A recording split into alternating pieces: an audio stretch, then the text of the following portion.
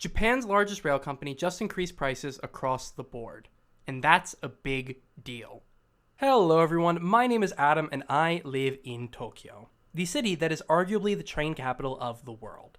5 of the world's 10 busiest train stations, including all of the top 3, reside in Tokyo. And those top 3, by the way, Shinjuku, Shibuya, and Ikebukuro, are separated by just 8 kilometers, or 11 minutes on the train. Each day, there are over 40 million unique train journeys in the Tokyo area, as people use the sprawling public transit network to commute for either work, school, or leisure. People in Tokyo rely on the rail network, with any sort of major disruption leading to major consequences. In Tokyo, there are many different rail companies to choose from, ranging from subway lines in the city center, the commuter lines in the suburbs, and the big one, JR East.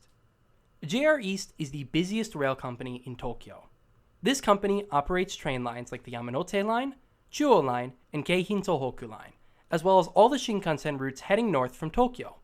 It was founded in 1987, following the division and privatization of Japan National Railways. And since that time, JR East has not increased the price on its tickets, apart from keeping up with the rising consumption tax. But that changed on March 14th of 2026. With some JR East fares rising by up to 25%. So what exactly does this mean? Well, the answer is, unfortunately, a little complicated. Because while a price increase of just 30 or 40 yen here or there might not seem like a lot, it could drastically change how the rail network in the greater Tokyo area is used. Before we get into the details, if you go on to enjoy this video or find yourself coming back here, consider subscribing to this channel. Almost 85% of my viewers aren't subscribed, and I'm making a push to hit 10,000 subs by the end of 2026. Your help can go a long way to making that possible. So why is JR East looking to raise prices in the first place? Well, the company has attributed the rise in costs to a number of factors, including inflation, declining passenger numbers, and the need to pay workers competitive wages. JR East hopes to raise some 88 billion yen in extra revenue, investing it back into the company, namely in infrastructure and safety upgrades. President and CEO of JR East, Kisei Yoichi, said in an early March 2026 interview, "You will further improve levels of safety and service to build a railway that is secure and comfortable for passengers to use.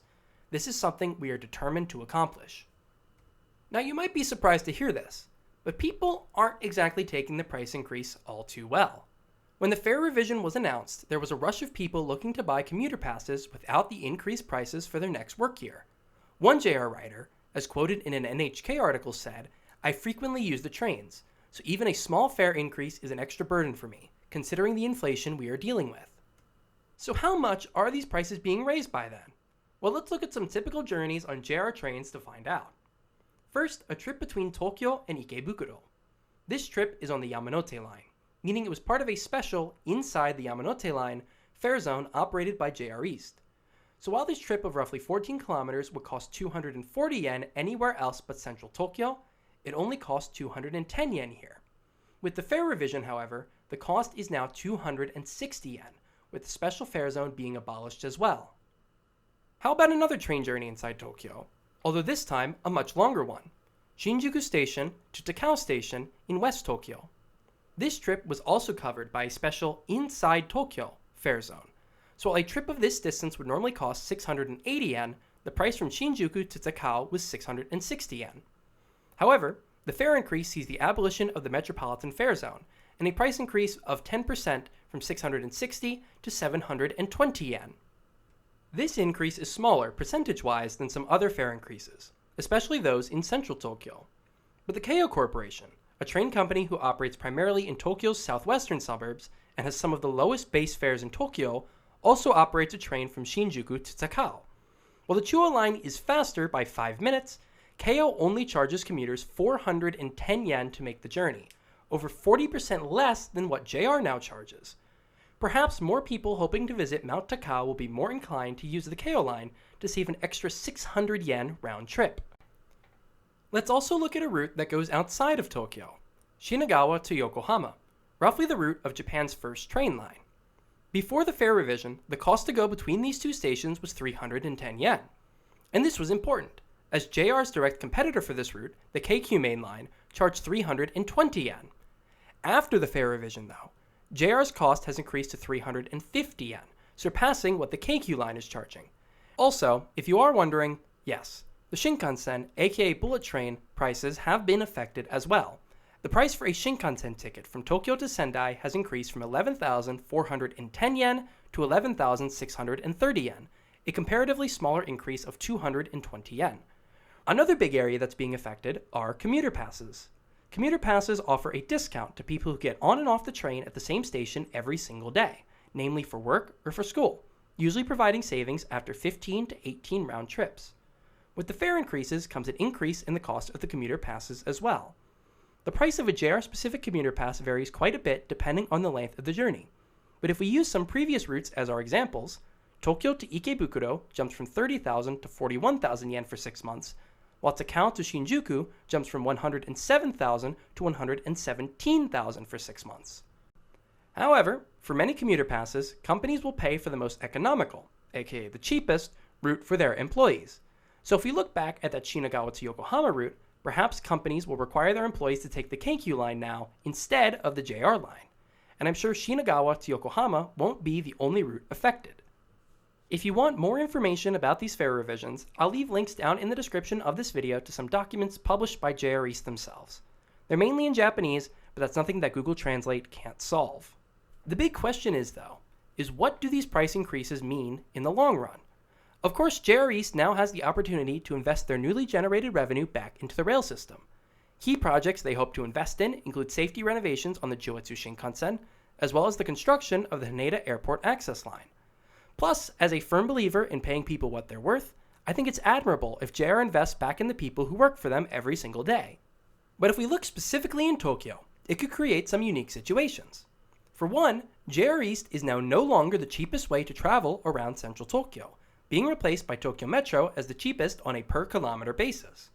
For me personally, taking the JR lines into the city center is now double the cost as taking my local line in. So I think in the future I'll have to consider whether or not I should take the JR line into the city, even if taking the JR line is much more convenient. Surely I won't be the only one with this feeling. There's a reason you can sort by cheapest available route on Google Maps after all. For differences of maybe 10 or 20 yen, I can see that not making a difference to most people. But for routes where it's now 1.5 to double the price, I can see people choosing the cheaper route much more often. Or maybe we might see some other rail companies follow suit with raising prices. What's stopping Tokyo Metro or Toei Subway or Keio or Seibu or any of the other private rail companies from raising their prices by 10 or 20 yen as well? Hi, editing Adam here. So when I was writing this video, something that I was unaware of was the fact that Seibu, the private rail company that operates mostly in Tokyo's northwestern suburbs, also announced a fare increase for the exact same day as JR East.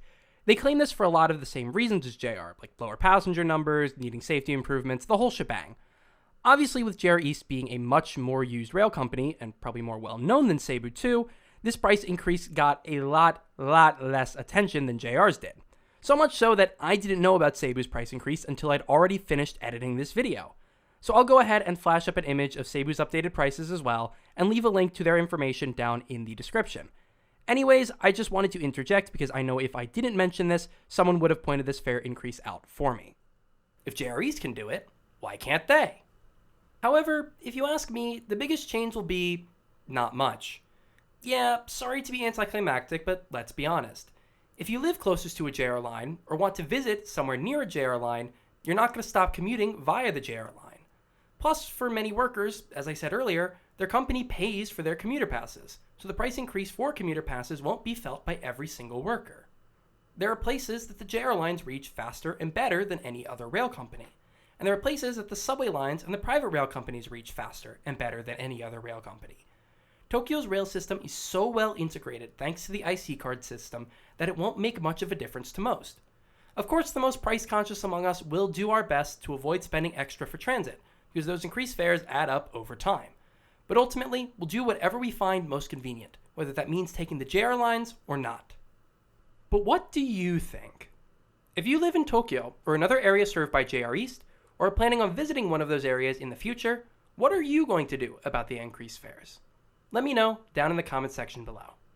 My name is Adam, and thank you for riding with me today. I look forward to serving you again. Take care, and goodbye for now.